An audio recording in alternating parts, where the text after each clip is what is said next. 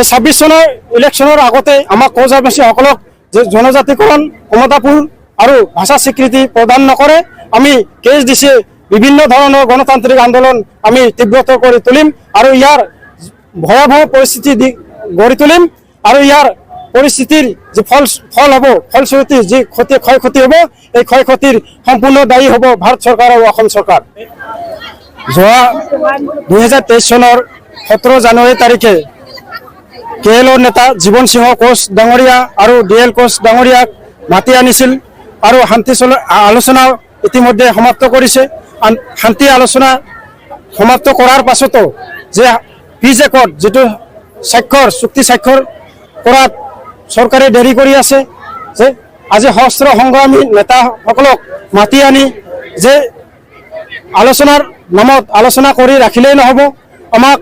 নেতাসকলক উলিয়াই দিব লাগিব শান্তি চুক্তিৰ জৰিয়তে আৰু ক্ষমতাপুৰ ৰাজ্য পুনৰ গঠন আৰু কোচ আদিবাসীসকলক জনজাতিকৰণ মৰ্যাদা প্ৰদান কৰিব লাগিব আৰু কোচ আদিবাসী ভাষাক ভাৰতীয় অষ্টম অনুসূচীত স্বীকৃতি প্ৰদান কৰিব লাগিব। আৰু ক্ষমতাপুৰ ৰাজ্য যেটো আলোচনা চলি আছে এই আলোচনা অতি শীঘ্ৰে সমাপ্ত কৰি আমাৰ ক্ষমতাপুৰ নেতা কোচ আদিবাসী নেতা সশস্ত্ৰ সংগ্ৰামীৰ নেতা জীৱন সিংহ কোচ আৰু ডিএল কোচ আৰু এই আলোচনাত আমাৰ যে কৈলাশ কোচ কেএলৰ যে সাধাৰণ সম্পাদক তেখেতকো সামিল কৰিব লাগে আৰু অতি শীঘ্ৰে পিজেকটো কৰি আমাৰ যিখিনি কোচ আদিবাসীসকলৰ জাতীয় সমস্যাখিনি সমাধান কৰিব লাগে।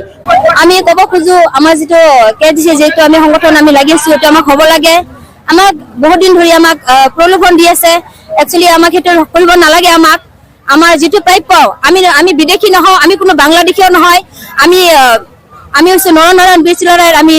ৰজাৰ বংশধৰ আমি যেটো মানে অধিকাৰ সেই অধিকাৰটো আমাক লাগে আমাক যি জ্বলিছে জুই জ্বলিছে সেই জুই জ্বলিব আৰু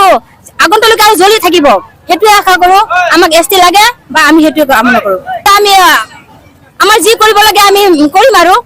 আমি যিমান দূৰ আগবাঢ়িব পাৰিম আগবাঢ়ি যাব পাৰো আমি যাম আৰু যদি জনজাতিকৰণ নকৰে তেনেহলে আমি ইয়াতকৈ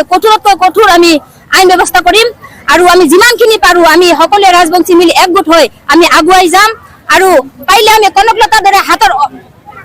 অস্ত্ৰ ল'বলৈ বাধ্য হ'ম আমি প্ৰথমে আমাক ক্ষমতা লাগে আমাক বাস আমি সেইখিনিয়ে জানো।